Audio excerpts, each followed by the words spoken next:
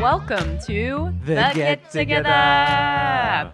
It's our show about the nuts and bolts, the meat and potatoes of community building. I am your host, Bailey Richardson. I'm a partner at People & Company, and I'm a co-author of Get Together, How to Build a Community with Your People, which is available now on Amazon. Yay! Ooh, I want one of those like applause sound effects. We'll get that dialed in next time.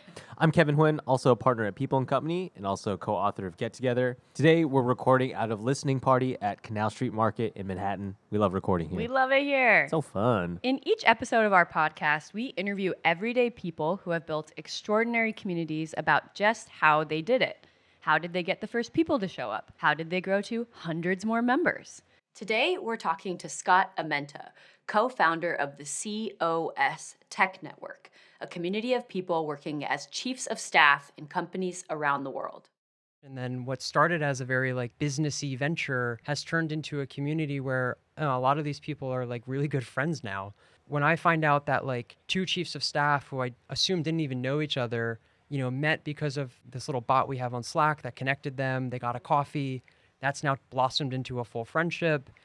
And now I'm seeing them at this happy hour, totally buddy. And I'm like, wow, I had no idea, It's not just me that has made all these friends. It's all these other people have made friends and potential colleagues or future founders or whatever.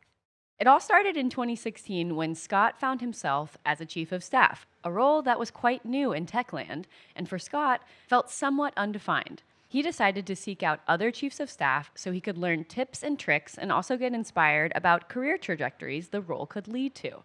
A Medium post call-out led to a dinner with other chiefs of staff. That dinner led to a Slack group, and the Slack group has led to chapters around the world and a wealth of insights and resources getting passed amongst these professionals. A modern fairy tale. Indeed. A modern community a fairy post tale. leads to a dinner, leads to a Slack group, leads to a chapter. It is kind of common that happens, though. It is. Recently, they were even featured in the friggin' New York Times. Woot, Scott. Congrats. Kevin, what stuck out to you about our conversation with Scott today? It's simple. Communities don't start without someone willing to take that first action. We were just talking about this, but whether it's writing a blog post or hosting that first dinner, I think with any sort of community leader, there's that fear that no one will show up or people won't feel the same way. But imagine if they do. Scott described to us that the chief of staff role can be a lonely position and an ambiguous one. And he had this intuition that others were tossing the same questions around in their head about how to manage an executive retreat to what does a chief of staff do after being a chief of staff? And he decided to do something about it. And that's why this community, this network exists today and continues to realize its purpose for hundreds of people around the world. Yeah. The only thing I'll add is I was super excited to interview Scott because chiefs of staff are so on top of their they really have... They're very organized. They know how to use... Yeah, they're organized. They're great communicators. They have high EQs. They know how to use tools to communicate and pass resources. And so I think there's a lot of people out in the world that could seek out a community around an interest or a job title or role. And they're kind of best in show, I think, in terms of being able to show other people how to do this. Groovy. Let's get into the interview. Whoop. All right, Scott, welcome to the podcast. Welcome to the Lower East Side. Thank you, guys. We're stoked to have you here. It's good to be back in the Lower East Side. I know. We've had this insight that people who organize communities, they have to be passionate about that cause, that purpose, in order to spend so much time helping other people navigate that space. So can you tell us about your chief of staff experience? I would say probably back maybe 6 or 7 years ago, I was working for David Tisch at Techstars. And I had just joined one of the companies coming out of that accelerator program in New York. And I was very much operating as a generalist, doing all the things that my CEO needed me to do without a definitive title in place. I knew I didn't want to specialize in anything particularly. I ran into David on the street one day, and he said to me, he probably doesn't remember this conversation. He said to me, pay attention to the chiefs of staff coming out of, at the time it was LinkedIn, Google, Bloomberg, a lot of these kind of bigger tech organizations. We're investing in those guys because they're going to be the next wave of entrepreneurs. He had a premonition. He had a premonition for sure. And it stuck with me. And so I went back, did that role for another 2 years. and then ended up joining, unbeknownst to me, David Tisch's brother's company, Spring, a David, couple years he's your later. mentor. Hello, David. Yeah. Hope you're listening. And one of the first conversations I had with Alan Tisch was, hey, I want to be a chief of staff. And together we were like, what does that mean? What was your guys' answer? We didn't have an answer. We basically said, look, the company's 5 people at this point. Let's wait and see what that looks like when we get to a point where we recognize there's something more here. Yeah. So it was over the next kind of 2 years that I was working on fundraising activities. I was writing pitch decks. I was doing investor relations. I was working on strategic projects for the company. I was doing things that Alan didn't want to do or didn't have the capacity to do and weren't easy things to pass on to the other specialists that we were hiring in sales or operations or HR. And right when we crossed the kind of 60-person threshold about 2 years in, we decided, okay, I'm already doing probably 50% of what we think a chief of staff should be doing. Let's try to carve out a more specified job description around this role. Now, of course, that job description changed almost every quarter for the next 2 years after that. Startup life. And I think that is pretty consistent for most chiefs of staff, is that their role is quite ambiguous. It's actually very difficult to define, which is kind of where it came from in the first place. Now, my reason for starting a community was, as soon as I got into the role, almost very self-motivated to say, well, what comes after this? How do I actually describe this role to someone else outside the position and more importantly, kind of outside the company that doesn't know what I'm doing here? And so I was motivated by another mentor of mine, Eric Friedman, who I worked with at Foursquare, to write an article. And that Medium post took off quite quickly. What was the Medium article about? So the Medium article was about why the role is important in rapidly scaling companies, what I think I termed unicorn companies at the time. And it was about how a chief of staff operates side by side with a CEO and an executive team. And I think most importantly, like how it's inherently different than other biz ops roles or executive assistant roles, which it's kind of often compared to. How it's not just a sexier term for an executive assistant, how there are very kind of definitive practices and responsibilities that a chief of staff takes, whether it's in strategy or in operations or in kind of internal team management as a facilitator between an executive team and the rest of the organizations, kind of regardless of size. Yeah. And granted, I was only a few months into the position, so I was still learning myself. And at the end of that article, I wrote a little note saying, I'm thinking of starting a community. If anyone else is in this role, please reach out. From there, I met Sarah Brown, who's the chief of staff at Tech NYC and the co-founder of the Chief of Staff Tech Network. What's up, Sarah? What's up, Sarah? Yeah. And is still amazing and actively in New York, which is great since I'm no longer here. And Max Dorwin, who was the chief of staff at Boxed. And Max had an interesting background because he was coming out of Washington, D.C., having worked in like the political landscape, not as a chief of staff, but with other chiefs of staff kind of across the U.S. government, which obviously is where the title comes from. And so Max is walking into the startup space saying, okay, tech scene is brand new to me, but I kind of know what a chief of staff looks like in the political space. Sarah works at Tech NYC, which is a nonprofit organization focused on bridging the gap between policy and what startups need in the ecosystem within New York. And I was working definitively at a kind of pure tech startup. Yeah. And so the three of us had kind of an interesting get-together session saying, hey, yeah, there's probably other folks out there like us. If they haven't joined the role today, they're probably actively talking about it with their CEO or their executive team. And so let's try to put together a dinner. Yeah. That was in December of 2016. We held the first dinner in February of 2017. As the New York Times said, at the Smile on Bond. That's right. What a lovely place to have a dinner. I've been there. Yeah. Yeah, I went to a get together there. Oh. Yeah, you know, They maybe have a very place. nice private little back room. Oh, do Yeah. they? Yeah. It's such a nice vibe in there. It's funny. I have like a list of all the restaurants with nice little private back rooms now. Oh, you chief of That's a good staff. one. You Yeah. do. Okay, we I'll need that. I'll share it with you I'll guys make after the that fact. So you guys had the dinner, and how did you find those other folks? There were like 12 people there. Yeah, How'd you find there those was, people? I would say 10 to 12 people. Okay. It was as simple as I knew of a few other people that had reached out to me from the article. Yeah. Sarah, probably the best networker I know in New York, knew a lot of people, including a guy named Dennis Yu, who was the chief of staff at Betterment, was previously a chief of staff at Bloomberg, and has now gone on to become a chief of staff at Chime out in San Francisco. And so kind of a chief of staff for life, if you will. Yeah. And Dennis had actually already started a very small group. I think he had like 4 or 5 people. And they were meeting on a semi-regular basis. We reached out to Dennis, and Dennis agreed to kind of join us and put our forces together. That turned into a group of about 10 people for that first dinner. To zoom in on that dinner a little bit, how much did you think about the format of it, like in advance? Did you guys plan, or were you like, let's just see naturally what people want to talk about? Yeah, how did you approach that? I think as a chief of staff, we always have these kind of pressing issues in mind. I think the three of us walked into that saying, we're going to let this run pretty loose. It's a dinner, so we're not going to host this as a roundtable conversation where, one person talks at a time. But let's propose some questions. People are probably also feeling that pain point within their companies. And that can be as simple as, how do you manage an executive team meeting? That one still comes up a lot. Or how do you think about the relationship between your executive team and the next layer down, a leadership team, and then the next layer down kind of to the wider audience across the company? How do you think about that communication and the kind of cadence of that communication and where the decision making is happening, upwards and downwards? That's pretty advanced stuff. That's like business school. And it's interesting because we're stuff. talking about a group here, whose probably average age is between 24 and 35. Yeah. So it's relatively young in terms of total years of experience post-college. And yet they're sitting with executive teams that arguably have 10, 20, 30 more years of experience in them. And yet they're tasked with these responsibilities to kind of figure out how the organization should run and do it with some big personalities in the room while proving themselves at the same time. And so we very quickly realized that this group was a self-selecting group into the role.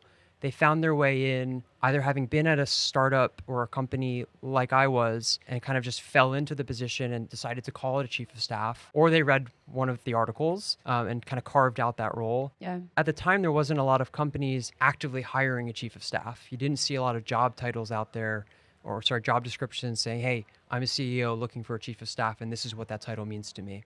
I'm curious, what else? What are some of the other topics or those issues that you felt like only a chief of staff could discuss with another chief of staff? Because I think this is the sort of stuff that really makes these communities magical. It doesn't have to be some type of fancy format, never before seen, facilitated dinner in a certain way. It's just, having a space to discuss the elephants in the room, to discuss those sorts of topics that, you're just not able to perhaps within your own company or within, the people that are immediately surrounding you. I think one of the things that a lot of the chiefs of staff gravitated towards immediately was the idea that they felt very siloed within their organization. Even though the title says chief of staff, you feel like you have some responsibility over the entire organization. Almost like a CEO, you're very much kind of left on your own devices in terms of who's reporting directly to you, what your responsibilities are, and, how people understand your role within the company. And so, we hosted a happy hour last night, and there were about 45 people there. And over again, I heard very similar questions that were coming up, even 2.5 years ago, which is, how do I tell my company, how do I tell the employees, whether they're new or they've been there for, multiple years, what my role is and how I help facilitate and make their job easier. And, why I'm sitting in a particular conference room, in a product session when my job title, my description has nothing to do with product. But I was told to be there by my CEO or another executive for X, Y, and Z reasons, to help facilitate, to help draw the lines between that team and another team, to just let the CEO generally know what's going on with that particular product cycle, things like that. And so I would say that was one thing, just the kind of general loneliness feeling of a chief of staff position. I think the other thing that people really latched onto, which was similar to why we started the group kind of in the first place, is what happens after the chief of staff role. I think this group is very in tune, and I don't think it's so different from kind of this millennial generation in general. We're very much in tune with what our careers look like, and the idea that our careers and our career trajectory is very different than our parents. And a lot of that comes from the ability to move from one company to the next rather quickly. And that move can come with a massive shift in pay, potentially, a shift in title, a shift in responsibilities, whether you're consider yourself a generalist or a more specialist in your career. And I think for a lot of the chiefs of staff, like it being a new title in the industry, that next step, it felt like a really difficult question to answer. And so a lot of them were looking to their peers in the same position saying, hey, what are you thinking of in terms of what you do next? Is it a transition within your own company? Is the company big enough to support that, where there are opportunities that are available to you? Is your CEO supportive of that? How do I have that conversation with my CEO? Does this role last for 1 year, 2 years, 3 years? Do I go do another chief of staff position after this? And I think that was actually one of the bigger questions that was asked and continues to be asked. And that's one of the reasons that we started the Chief of Staff Tech Forum as well, just to publish articles and write about our own experiences, not just myself, but others as well now, to help define how CEOs, how teams should think about hiring a chief of staff, how that role can be leveraged within the organization, but also just as importantly, how to think about letting that person go and like really fostering their career, whether they stay at the company or they go on to start their own venture. And I would say the group is very entrepreneurial. That's probably one of the most interesting things that we've seen is some of these people now go on to start their own ventures, and they very much look at the position as a stepping stone into that type role. Or they go on to join another company, whether it's in corp dev or strategy or business operations or business development or sometimes product even. And so that's been really interesting as well, is like, how do you think about that career transition? Yeah. I hear both this, like you said, there's a loneliness component of you're in an interesting siloed role. Like you don't have other people maybe like you at your organization. And also, I guess, being the broker between a leader with a lot of power and the people who work for that person is an interesting space. So there's this like loneliness component. But then I didn't think about the second piece you're bringing up, which is when you don't have a prescribed forward path, you have to imagine it for yourself, and you need like inspiration and inputs from other people to bring that to life. And it's like those two things are being served by this group, which is really fascinating. I want to get into a little bit of the nitty gritty of what you guys do together as a group. Sure. But first, you said that at the end of your Medium article, you knew that you wanted to start a community. But how did you decide that, you had this first dinner that you wanted to keep going? Would you know going into the dinner that the plan was to do regular gatherings with a group of people? Or were you kind of like, I'm just going to see how this dinner goes, and if it is meaningful, then we'll keep going? So it felt like the camaraderie out of that group of strangers at that first dinner was tight enough and pronounced enough to say, okay, there's probably something more here that we should help facilitate. Now, in what capacity we were going to facilitate that was still totally up in the air. And I remember saying at that dinner, like, let's do a Slack group, like let's do something online so we can stay in touch. And Slack felt like the best kind of option at the time. People were already using it within their own companies. It's easier to build a community on a tool that people are already logged into and kind of actively on versus trying to force people into a new platform. I mean, that's true for most cases in life. And so we started with Slack. We can get into the logistics of like why Slack is not really meant for communities. There's a lot of Slack groups out there, but they don't scale very well. And there's some things that we've done along the way to kind of change how our community interacts with Slack. But I would say from the very beginning, I really wanted to make sure that the community was self-sustaining by itself.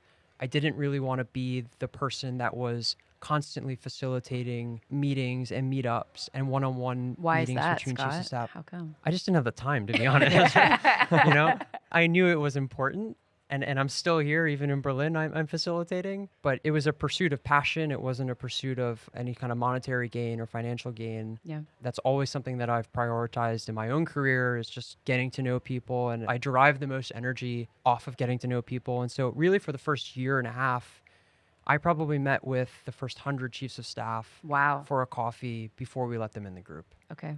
And that was really important to me because I wanted to make sure that they were coming in with the right intentions, that the company they were working for was doing something interesting. Now we use some metrics like, is it a VC-backed company? Does the CEO have experience from another business? Do we know the investors? Is the chief of staff coming from a background that is of interest to other people in the group, depending on the role that they held before? And do they hold the chief of staff position that is in line with the kind of definitions, albeit vague and kind of broad, that we've set for a chief of staff role within the group? How did you know that you needed to vet people? Like, one of the things that I know about the rules and kind of like culture is that this is a pretty confidential space, in part because I imagine the conversations you guys are having are reasonably specific and you want to keep that private. But did you kind of run into a situation where you realized you needed to vet, or was that something you knew going in, and what was the insight you had about that? The main reason we decided to keep it as a closed door community, if you will, and I would say that the door is halfway open. It's relatively easy for people to join, It's very much based on a referral system, and that's because we trust the people that are in the community today. But the reason that we decided to vet early on was really just to make sure that we had a core group of people that we could trust that were coming from similar environments. And so, as an example, we were pretty careful not to let chiefs of staff at the big banks into the community at first. And now we're starting to transition maybe a little bit. And that was because the community was built off of tech companies, tech and media companies. And those companies experience a very different trajectory and set of challenges within their organizations than Goldman Sachs. It's not to say the chief of staff at Goldman Sachs is a bad person. It's just to say, maybe it just didn't fit in the community as it was when we were 20 people, 50 people, et cetera. Yeah. Now that we're 250 people almost, that starts to change pretty quickly. And so I've got a lot of people sitting in my inbox, and I go back to that list and I say to myself, okay, this person probably makes sense given that we've now opened up to more fintech companies or what have you. Yeah. What are some ways that if I was a member, I would participate, show up? There's the Slack group. You mentioned like a happy hour. But what are the things that are facilitated or that are available to a member that they plug into? The Slack community, I would say, is the main kind of online portal. I mentioned earlier that the way that we leverage Slack has changed over the years. So today, that community online is basically everyone's an admin. And then what that means is everyone can create a channel. The only thing we don't allow people to do is invite new people, but they can invite people and then it just gets sent to me to figure out. I see. But the idea of letting everyone create different channels, kind of manage how that community interacts and like what topics are being discussed or delete channels, et cetera, that moved us away from everything being in one kind of random channel or one general channel to really letting people own the conversation and kind of control what the community was going to be about. So you don't see a lot of like, hey, I need to plan a holiday party. But you do see a lot of like, hey, I need to plan an executive offsite. How do these things work with like executive teams specifically? That's very different from, say, what an executive assistant position might be doing, which is potentially planning a holiday party. And so that was one of the major shifts, I would say. One of the downfalls of Slack is we've massively exceeded the 14,000 messages, I think, that we get. And so a lot like of a free account, there's a free limit account, to how many stay Exactly. like archived. Exactly. And so you guys are losing some of the knowledge? a lot of the history is buried now. Yeah. Unless you pay for it, maybe you can get it back. I don't know. Yeah, but Slack sponsorship, where you at? this is the challenge of Slack is, it's I think 12 to 15 bucks a month per user. Yeah. And so look, I'm only at 250-ish people in the community. You imagine for much larger communities, it gets pretty hard to justify that cost when you're not trying to make money on top of it. And so, yes, you can get, you can get funded in sorts and sponsorships to pay for that. And that's definitely an option for us. We're actively considering. Yeah. We could also file as a nonprofit potentially and get Slack for a lot cheaper. So there are options there, but I've heard this from other communities. It's like Slack breaks down after a while because of that. And so we're now actually using Notion as kind of a secondary tool to help store some of the more interesting insights that have come from those conversations online. Yeah. Kevin and I both worked with communities that are like designers and also teachers. And I feel like there's like a level of just like self-learning and tech savviness and also like ability to like templatize things and teach other people that are in those communities. And one of the reasons I was so excited to interview was I was just like, what are the chiefs of staff doing to like organize their information and communicate? Yeah, you're talking about a highly organized group. Yes, and like really savvy. Maybe for our own downfall, I don't know. But very savvy about communication and tools and like all of that stuff. So I've been meaning to write a blog post on like, what does the community stack look like? Yeah, totally. So, we use Airtable, Notion, Slack, MailChimp, and then basically Zapier to string it all together. Nice. And that's worked pretty well in the sense that I don't have to do a lot of work to manage it. I have to click one button to let someone in, and then all the emails send themselves. Oh my They get added to a website. They get sent a form. That form gets uploaded into Notion. Then you can see the member profile. Like, it's one click. I don't have to really do very much to manage the onboarding of new people. Slack sends its own messages out, welcoming people on the first day, on the first week, in the first month, showing them where to access certain resources. And so I figured that out along the way, and that has made it kind of a one or two person show, and letting it self-sustain, again, as like a passion project versus it being kind of a full-time job. And that's always been one of the big debates for me, certainly in the last year, is like, should this be more of a full-time thing that I pursue as a business? Or should this be very much a kind of nonprofit of sorts, and it's great for the community? It's a niche community, so maybe it's locked in kind of that size and scope. Or there are potentially other opportunities here. What's your hunch about that now? That's a common conversation. I think when we talk to folks who start interesting communities that use our own language, they like spark the fire, and all of a sudden there's interest, and they might make a little bit of money selling tickets to a meetup, or there might be some inklings of like sponsorship interest. And of course they started out of a passion point. So they're like, can I pursue this with more of my time? So where's your head at right now with that question? And then I'll check in with you in 1 year. Yeah, exactly. So I'm still very much looking at it as a passion project. Mm-hmm. The ability for the community to find value in its kind of peer network and to be self-sustaining is probably more important to me than figuring out ways to monetize it. So you guys started with, like 10 to 12 people at a dinner. You open a Slack group. Scott's having coffees with 100 different chief of staffs. They're joining Slack. Y'all are meeting up intermittently, regularly. How are you thinking about the future structure of the community and where it might go from here? The New York chapter is still kind of by and far the strongest. Interestingly enough, so Dennis Yu, who I mentioned earlier at Chime, moved to California and of course started the San Francisco chapter. There we go. That group is today around 50 people. And growing rapidly. I mean, it's Silicon Valley, so there's endless number of startups there that are hiring or already have a chief of staff. Mm-hmm. So if you are a chief of staff in San Francisco, please reach out. Yeah. So that chapter exists. We have a few people then kind of spread out across the country. Mm-hmm. So there's a small chapter in Boston now. There's a few people in LA. I wouldn't call it a full-fledged chapter. I know a few people now in London as chiefs of staff that are part of the group. And then equally in Berlin, where I am. Arguably in Europe, it's taking a lot longer for that role to catch on. The way that the chapters operate are relatively independent of the larger group. Everyone is on one Slack channel, so the online community remains kind of the wider pool. The individual chapters kind of run their own events and manage that scheduling by themselves. And so we assign a chapter head. We help provide them resources. That could be sponsorship opportunities or ways to find space, which is always at a high premium. And then, obviously topics as well.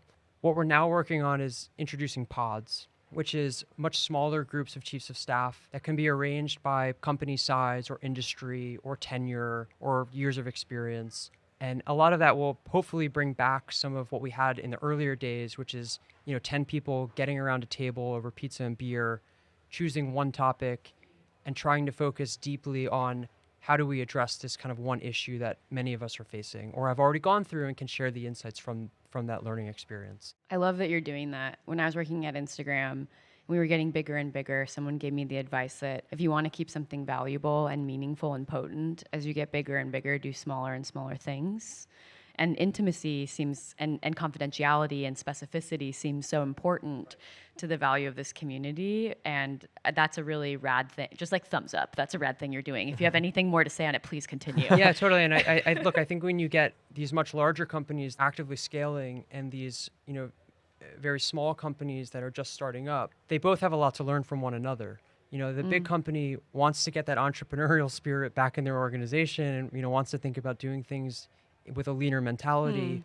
The smaller company is actively looking at the big company saying, how do we become that? What are the roadblocks that we need to overcome? What are the things that we can avoid by not doing, having learned from their experience? And so there's a lot of value in putting kind of those two types of individuals together. And look, in the chief of staff role, you're sitting on top of the organization evaluating everything. Yeah. And so, you have kind of the opportunity to have that very wide purview over how a company is growing and what things to avoid. And that's why I think the role is also set up and kind of primed for really amazing entrepreneurs coming out of it. Yeah. What was one of the biggest challenges to getting the Chief of Staff Network to where it is now? The biggest challenge was really how do we find trust within the group? So in the early days, and still today, frankly, we are pretty careful about letting investors into the group, as an example. And the reason for that is, when you have a VC sitting in the room, all of a sudden the room becomes a little quieter in terms of sharing real problems that their company is facing. Mm-hmm. No one wants their VCs to know how the executives are fighting every day over which direction to take the product. That's not necessarily something that gets shared in the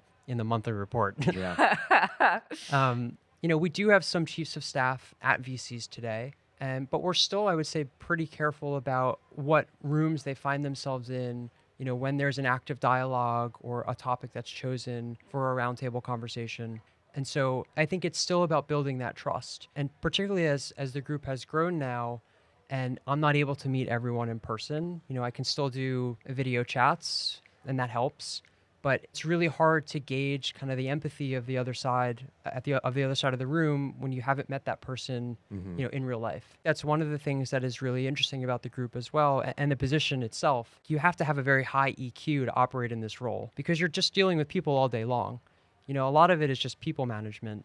I've actually had people come to me and say, look, I don't think this person is the right, like I had a one-on-one with him or her, and I don't think this person is like the right person for the community. Then it becomes a little tricky in terms of, well, now what do we do? Yeah. And so setting up those rules of engagement has been definitely an issue as we've grown. Yeah, I love how you're underscoring that kind of creating trust, maintaining trust isn't something you can set and forget, like especially as the community scales up.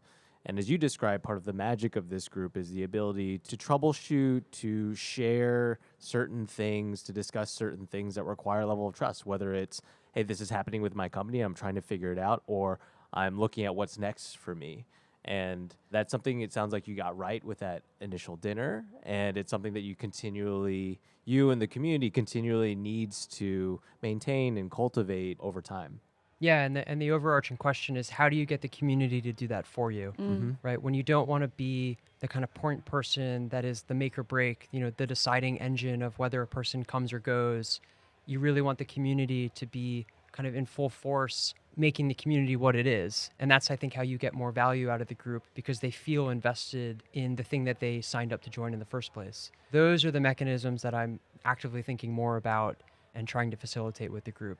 Part of that is opening Slack. Part of that is using Notion.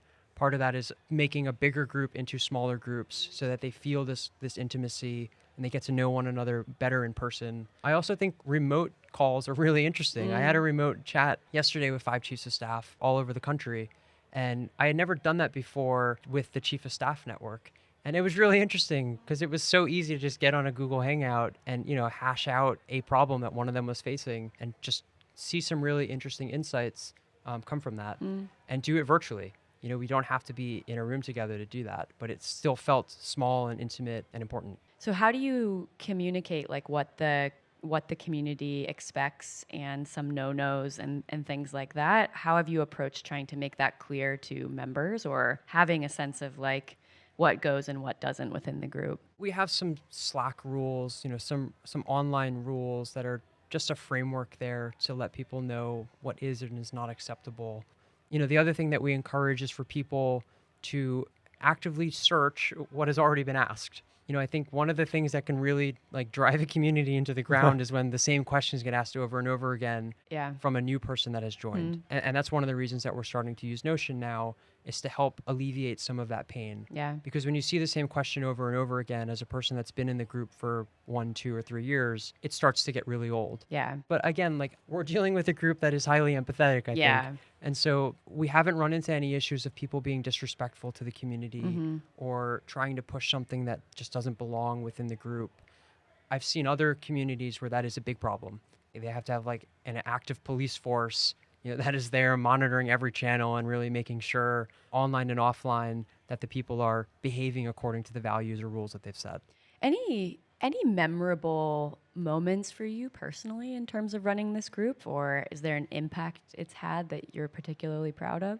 I think most importantly, I've made a lot of really good friends out of it. Yeah. Which I was not the initial intention. It just kind of happened that way. And even last night, coming back to New York, seeing a lot of the people that I talk to actively online, but I haven't seen in 4, 5, 6 months, to like not give a very formal handshake and like you're getting a lot of hugs, just it's a totally different reaction than what started as a very like businessy venture has turned into a community where a lot of these people are like really good friends now.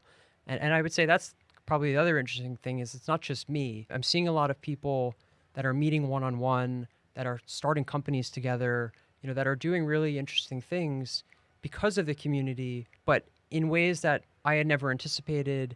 And I think more importantly, in ways that are really hard to measure. Yeah. So when I find out that like 2 chiefs of staff who I assumed didn't even know each other, met because of this little bot we have on Slack that connected them, they got a coffee, that's now blossomed into a full friendship. And now I'm seeing them at this happy hour, like totally buddy. And I'm like, wow, I had no idea, Yeah. It's not just me that has made all these friends. It's like all these other people have made friends and potential colleagues or future founders or whatever. And so I would say that's probably been the most interesting and impactful experience for me, is just the ability to bring people together, and like it turns into something totally different than you anticipated. It's not just about work now, it's about life.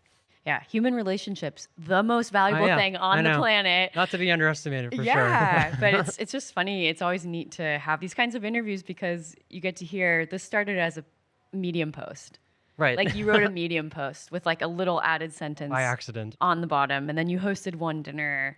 And it's just neat to see how you just keep marching forward and you invest in it, and you end up in a place where you have hundreds of people who you're actually bringing meaningful relationships into their life. And that's what it's all about, Scott. Yeah, totally.